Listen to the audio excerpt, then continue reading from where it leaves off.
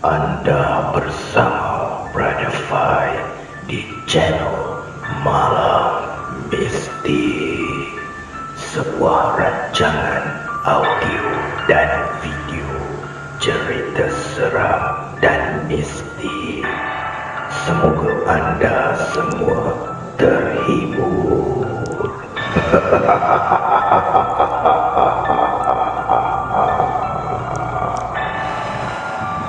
Assalamualaikum warahmatullahi wabarakatuh. Dan salam sejahtera kepada semua para pendengar Malam Mistik. Allahumma salli ala Sayyidina Muhammad wa ala alihi Sayyidina Muhammad. Pada malam ini, Brother Fai akan kongsikan kepada anda kisah yang datangnya daripada karya Mat P. Kisah yang bertajuk Hikayat. Di sini beliau mengatakan, Assalamualaikum dan salam sejahtera aku ucapkan pada semua pendengar. Pada yang beragama Islam, aku mengucapkan selamat menjalani ibadah puasa. Semoga kita semua dapat menjalani bulan Ramadan dengan baik pada tahun ini dan lebih sempurna daripada tahun-tahun yang lepas. Kali ini, aku berkongsi dengan anda semua tentang pengalaman-pengalaman sepanjang aku hidup, iaitu sejak daripada aku kecil hingga sekarang. Bagi aku, apa yang aku alami tersebut agak seram. Kata Mak Pi, seram ya. Tapi, bergantung pada diri masing-masing. Kerana kita semua pasti ada pengalaman yang tersendiri. Aku sekadar berkongsi pengalaman. Apa yang dapat aku kongsikan ini setakat apa yang aku masih ingat lah. Kalau nak diikutkan, banyak kejadian-kejadian seram yang aku alami. Tetapi aku terpaksa menerima hakikat yang manusia mudah lupa. Yang paling kita takut, lupa akan tanggungjawab kita sebagai hamba pada pencipta dan lupa siapa kita. Sesungguhnya, kita selalu alpa pada dunia. Tidak dapat dinafikan, terkadang hanyut di bawah arus kehidupan dunia yang fana. Lalu, lupa yang wujudnya kita di dunia ini sebagai hamba yang telah dipertanggungjawabkan, melaksanakan setiap perintah Tuhan dan meninggalkan larangannya. Aku bukanlah seorang yang memiliki panca indera keenam. Bukan juga seseorang yang hijabnya terbuka. Aku hanya orang biasa.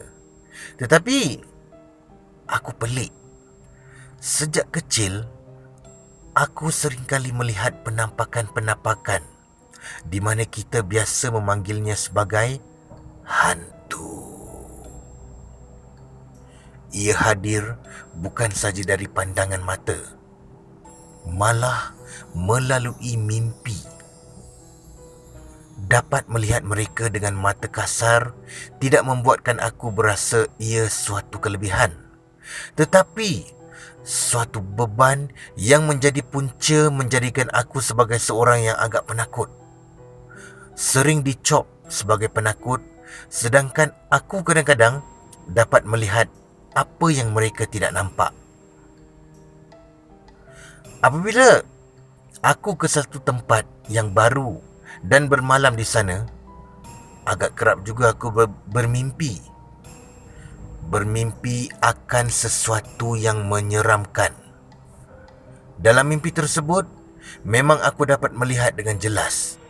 Ia datang memerhatikan aku dari jauh, tanpa sebarang pergerakan, tanpa tutur bicara, dan berdiam diri.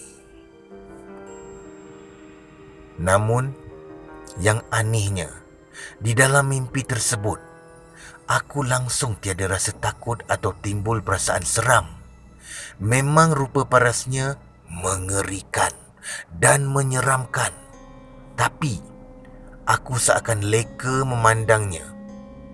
Seakan asyik sehingga Bila aku terjaga, waktu sudah menghampiri subuh. Aku memandang dia, dia memandang aku. Sebelum aku berjinak-jinak dalam penulisan seram, memang aku suka bertanya pada kenalan-kenalan mengenai kisah seram dan mistik. Setiap kali ada filem seram terbaru, juga aku tidak ketinggalan untuk menonton di pawagam, walaupun seorang diri, oleh kerana rakanku yang lain lebih kepada filem aksi. Okey, berbalik pada mimpi aku. Biasanya, tidak lama kemudian aku mendapat tahu kisah seram di tempat tersebut daripada penceritaan orang di tempat tersebut. Setelah bertanya tentang ciri-ciri makhluk yang menghantui mereka di sana, ciri-cirinya sama dengan makhluk yang muncul dalam mimpiku. Aku tidak tahu kenapa makhluk tersebut muncul dalam mimpi aku dan apa kaitannya dengan aku. Sejujurnya, aku bukan siapa-siapa yang mempunyai sebarang kebolehan atau keistimewaan berkenaan dunia mistik. Aku hanya insan biasa yang tiada sangkut paut dengan dunia mereka. Bukan juga seorang pewaris saka. Pernah satu ketika, semasa aku bekerja di sebuah kilang. Ketika itu, shift malam. Dan pada masa tu juga, waktu rehat, aku mengambil keputusan untuk lena buat seketika. Lalu, aku bermimpi. Bermimpi didatangi dua makhluk yang sama rupa parasnya. Berambut panjang, wajahnya tidak terlalu buruk dan seakan orang tua. Kulitnya yang berkedut dan kukunya panjang lebih kurang sejengkal dan berwarna hitam. Mereka berpakaian baju labu berwarna merah dan hijau. Makhluk tersebut sempat memaut tangan aku lalu menarik aku. Lalu aku tersedar dari lena. Astaghfirullahalazim. Astaghfirullahalazim. Memandangkan aku pekerja baru di sana, aku bertanyakan pada staf senior tentang hal tersebut. Menurut cerita mereka, jadi tahulah aku yang mereka betul-betul ada di sana. Sering mengganggu dan menghantui pekerja di dalam tandas, terutamanya pada sebelah malam. Pemandu lori yang sampai lewat malam juga turut dihantui apabila mereka menyedari makhluk tersebut selalu duduk bertengger di atas lori.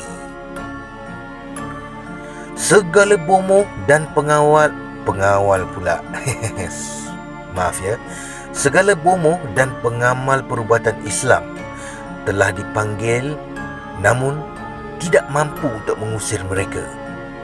Hanya mampu menguncinya untuk tetap di sesuatu tempat saja. Lalu, para pekerja terpaksa menerima akan hal tersebut. Sehinggakan hendak ke tandas perlu berteman. Tidak berani berseorangan. Semasa aku dilahirkan, aku tidak sempat bertemu dengan moyang dan langsung tidak dapat mengenalinya. Apa yang aku tahu, arwah seorang guru mengaji. Gambar juga tiada. Namun, aku pernah bermimpi melihat seorang wanita separuh abad sedang memasak di dapur rumahku. Dia memasak, mengemas dapur dan mencuci pinggan mangkuk tanpa menghiraukanku. Aku hanya memerhatikannya dari jauh. Jauh di sudut hatiku terasa dekat dengan dirinya. Riak wajah dan pergerakannya tenang saja, membuatkan aku leka. Keesokan harinya, aku bercerita tentang mimpi tersebut dan ciri-ciri wanita itu pada ibuku. Ibuku terdiam. Lalu dia berkata, "Itulah arwah moyang aku." Kembali pada zaman kanak-kanak aku dulu. Aku sering ternampak akan satu sosok lembaga hitam melilau-lilau di dalam rumahku, seakan mencari sesuatu. Apabila aku cerita pada ibuku memaklumkan yang ayahku ada melihat benda yang sama. Namun, apabila ayahku mengejarnya, ia hilang secara tiba-tiba. Sehinggalah pada satu malam, aku tidak mampu lena. Suasana sunyi, sepi, memandangkan semua orang sudah hanyut di buai mimpi.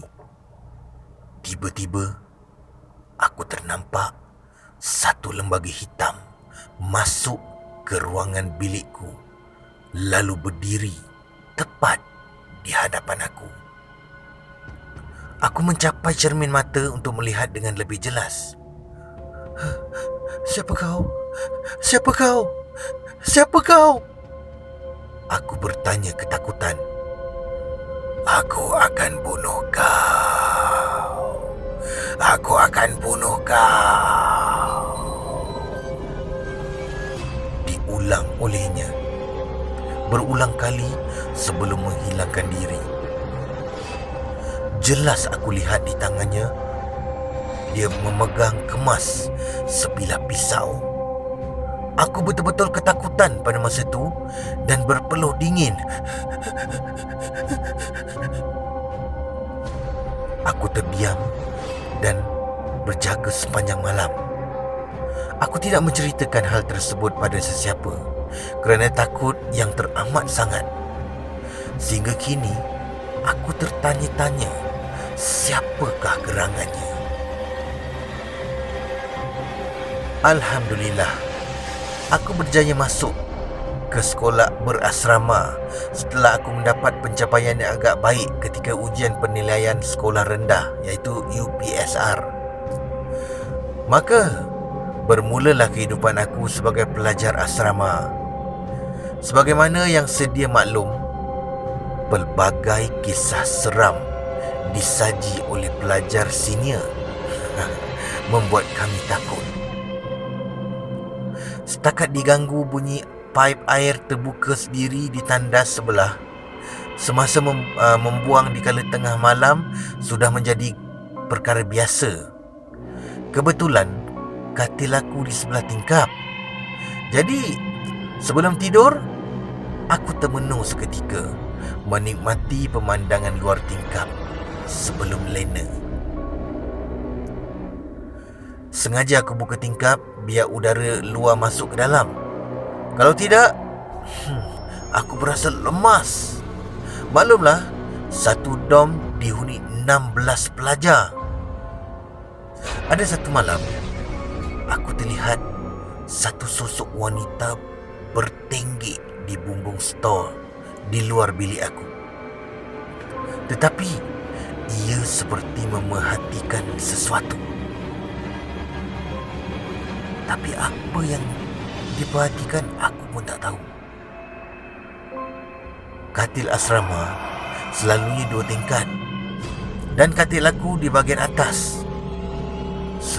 Suatu malam, aku terdengar suara perempuan menangis terisak-isak, seakan berada dalam keadaan yang penuh kesedihan. Aku mengintai-intai dari atas katil, mencari suara siapa dan tangisan tersebut. Rupa-rupanya dari bawah katil kelihatan seorang wanita berambut panjang sedang duduk dalam keadaan tertunduk ke lantai. Aku cemas dan tidak tahu hendak buat apa. Lalu aku pura-pura tidur. Suara tangisan tu berlalu setelah sejam. Tapi sayang, aku sudah tidak mampu pejamkan mata. Aku termenung hingga ke pagi.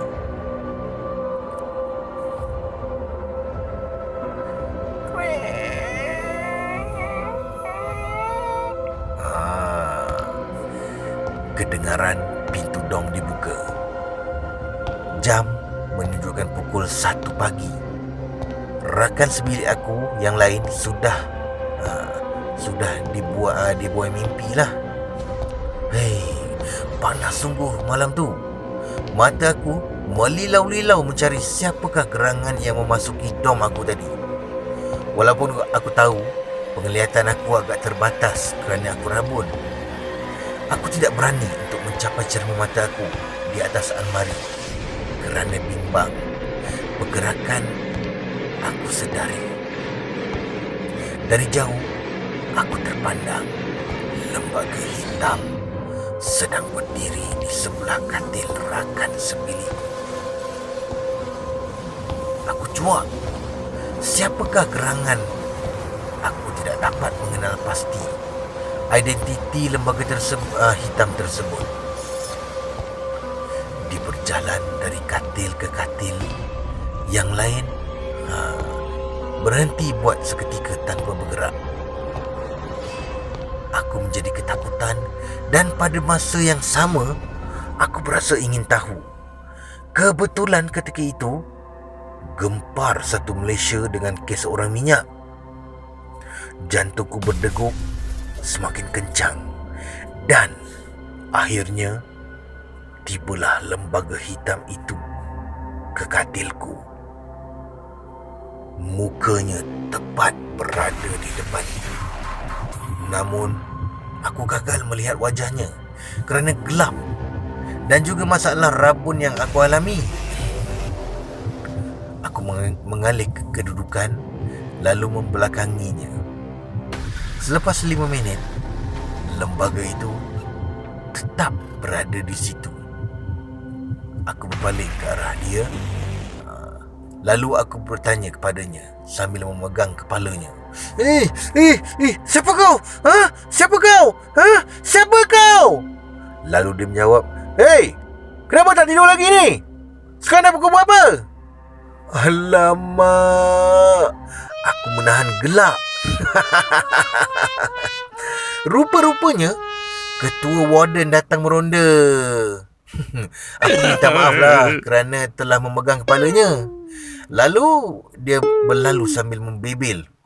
Dia punya membebel menanah telinga. Aku ketawa seorang diri. Aku memang tidak akan lupa peristiwa tersebut. Tetapi yang malangnya, selepas peristiwa tersebut, aku selalu menjadi sasaran ketua warden tersebut. Selepas aku belajar, aku mula berjinak-jinak dengan hobi masuk hutan dan mendaki. Ada satu kejadian semasa aku seorang diri di dalam hutan. Tiba-tiba, aku tercium bau wangi. Lalu, aku terjumpa dengan seorang lelaki yang sedang mencari akar kayu. Aku menyapanya, lalu dia tersenyum padaku. "Assalamualaikum." Dia hanya pandang saja. Kedua-dua tangannya dengan cermat memegang akar-akar kayu yang dia sudah kutip. Aku menjadi tertarik dan berniat untuk merakam. Aku menekan telefon pintarku untuk merakam. Tetapi lelaki itu sudah hilang. Hilang bersama bau wangi itu tadi. Puas aku mencari, namun tiada bertemu. Kejadian ini berlaku beberapa bulan yang lalu. Perut aku lapar di kala larut malam. Aku mengambil keputusan untuk memasak mi segera. Dalam keterujaan, aku menanti menu larut malam aku untuk masak. Tiba-tiba, aku ternampak seorang nenek tua. Dia berjalan terbongkok-bongkok di sekitar ruang tamu. Aku memerhatikannya. Lalu dia menoleh ke arahku. Lalu dia berlari dengan sangat laju lalu menghilang. Sejujurnya, memang aku terkejut sangat ketika itu. Tanpa aku sedar, kuah kari mi segera aku telah kering. Tiba-tiba, aku terjaga di tengah malam. Rasa meremang bulu roma. Payah nak buka mata. Rasa sesak di dada. Tidak dapat bangun dari tempat tidur. Menjerit juga tak boleh dah. Puas aku meronta, tetapi badan tidak mampu digerakkan. Suara pula seolah-olah tersekat dan tidak dapat keluar walaupun kita sedaya upaya cuba berteriak.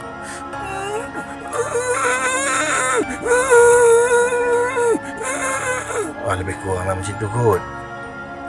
Inilah yang orang kita selalu gelar kena tindih. Dari sudut sains, fenomena ini tersebut sebagai sleep paralysis. Paralysis lah tu. Tetapi yang aku alami berbeza. Apabila aku mengalami kejadian itu, aku terasa seperti ditarik, diseret ke lantai, dan apabila aku sedar, memang aku sudah jauh dari katil aku. Ada satu lagi kejadian di mana aku kena tindih. Aku bergelut sekuat hati. Lalu aku tersedar.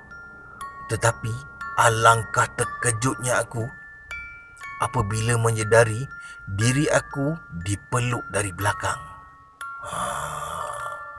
Dipeluk satu makhluk berambut serabai dan berkuku panjang. Aku bergelut dan beberapa kali menghempasnya ke dinding.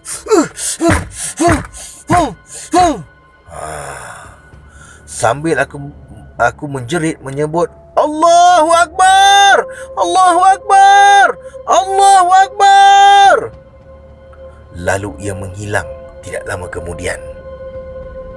Terima kasih kepada rakan-rakan yang berkongsi ayat dan doa-doa untuk aku amalkan sebagai pendinding diri. Alhamdulillah, sekarang sudah jarang mengalami kejadian sedemikian. Bukan aku tidak pernah berubat atau bertanya pada pakar. Masa aku sekolah dulu, aku sudah dibawa berjumpa seorang ustaz dan aku sudah diruqyah. Semasa diruqyah itu, aku terasa seakan sesuatu bergerak di dalam badan aku.